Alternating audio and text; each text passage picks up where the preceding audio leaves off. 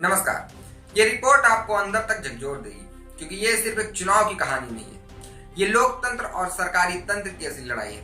हम सबको बचपन में यही पढ़ाया जाता है कि लोकतंत्र का असली मतलब होता है कि जनता का राज। जनता जिसे चाहे उसे सत्ता सौंप दे और जिसे न चाहे उसे सत्ता से बेदखल कर दे। लेकिन क्या हो अगर जनता जिसे चाहती है वो जीत ही न पाए, और क्या हो अगर चुनाव नतीजे से पहले ही तय कर ली जाए। आज हम आप सबको एक ऐसी ही कहानी दिखाने जा रहे हैं कि कैसे सुनियोजित प्लान के तहत नई दिल्ली विधानसभा सीट पर, जहां पर अरविंद केजरीवाल चुनाव लड़ रहे थे, लोकतंत्र की हत्या की गई है।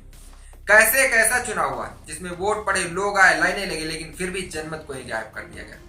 ये रिपोर्ट देखने के बाद आप एक बात पक्के तौर पे कहेंगे कि ये लोकतंत्र नहीं, ये लोकतंत्र का अपहरण है। तो सबसे पहले सीधा सवाल, जब वोट परसेंट बढ़ता है तो क्या वोटों में इजाफा होना चाहिए या नहीं? और उसका उतना ही सीधा सा जवाब है कि अगर वोट परसेंट बढ़ता है तो वोटों में भी इजाफा होना चाहिए।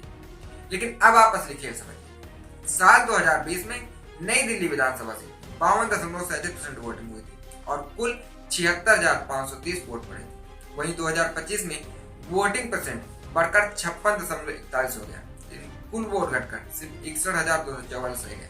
यानी पोलिंग बढ़ी और वोट घट गए। अब ये कौन सा गणित है, कौन सा लोकतंत्र है जहां ज्यादा लोग वोट डालें और फिर भी वोट परसेंट बढ़े लेकिन वोट कम पड़ जाए? दोस्तों, यह सवाल और भी गंभीर हो जाता है जब हम ये देखते हैं कि 2020 में इस विधानसभा सीट में कुल 1,46,122 मतदाता थे, लेकिन 2025 में यह संख्या घटकर 1,08,574 रह गई। यानी 38,000 वोटर अचानक गायब हो गए।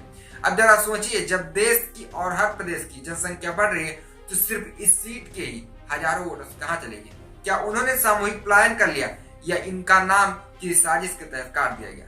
इसका जवाब कोई और नहीं बल्कि हटाए गए वोटर खुद दे सकते हैं। और असल बात यह है कि वोटर लिस्ट से लोगों के नाम काट दिए गए, जिस चीज का मुद्दा अरविंद केजरीवाल चुनाव से पहले उठा रहे थे।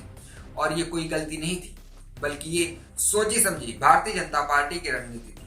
वो वोट काटे गए जो भारतीय जनता पार्टी को मिल नहीं सकते थे, और वो वोट जोड़े गए जो भारतीय जनता पार्टी को मिलने पक्का थे। अब यहाँ यह जानना जरूरी है कि आखिर भारतीय जनता पार्टी ने इस खेल को अंजाम कैसे दिया। 9 अगस्त 2024 को नई दिल्ली के कालीबाड़ी मार्ग की 104 झुग्गियों को अचानक हटा दिया गया। उनके निवासियों को नरेला शिफ्ट कर दिया गया। इनका वोटर लिस्ट में नाम था, लेकिन ये वोट डालने के लिए मौजूद नहीं थे। सुनहरी बाग में 268 नाम मतदाता सूची से काट दिए गए। सरोजनी नगर में 451 वोट काट दिए गए, और ये सिर्फ 3 इलाकों की बात है। पूरी विधानसभा में ऐसे दर्जनों बूथ हैं जहां आम आदमी पार्टी को मिलने वाले वोट काट दिए गए। अब आते हैं चुनाव आयोग की दूसरी बड़ी कारस्तानी पर, नए वोट जोड़ने का खेल। भारतीय जनता पार्टी के कई सांसदों के सरकारी घरों में 15 से 30 वोट जोड़े गए। यानी जिन लोगों ने पहले कभी नई दिल्ली सीट पर वोट नहीं डाला था, वो अचानक यहाँ के मतदाता बन गए। अब जरा सोचिए, 38,000 वोट काट दिए गए और 8,000 नए वोट जोड़ दिए गए। और ये वोट किसके पक्ष में डाले गए, किसके लिए जोड़े गए, ये बताने की जरूरत नहीं है। अब जरा भारतीय जनता पार्टी की नैतिकता देखिए। मोदी जी ने खुद कहा था कि जहां झुग्गी वहां मकान, लेकिन चुनाव से पहले झुग्गियों को काट दिया गया। मतलब मकान देना तो दूर की बात, वोटिंग लिस्ट से नाम तक काट दिए गए हैं। फिलहाल इस रिपोर्ट का दावा आम आदमी पार्टी के प्रवक्ता अनुराग जी ने किया है। अब आखिरी सवाल, अगर भारतीय जनता पार्टी सच में लोकप्रिय थी तो उनके वोट में जबरदस्त तरीके से इजाफा होना चाहिए था, है ना? 2020 में भारतीय जनता पार्टी को 25,061 वोट मिले और 2025 में 30,000 वोट मिले, मतलब 1% को इजाफा हुआ।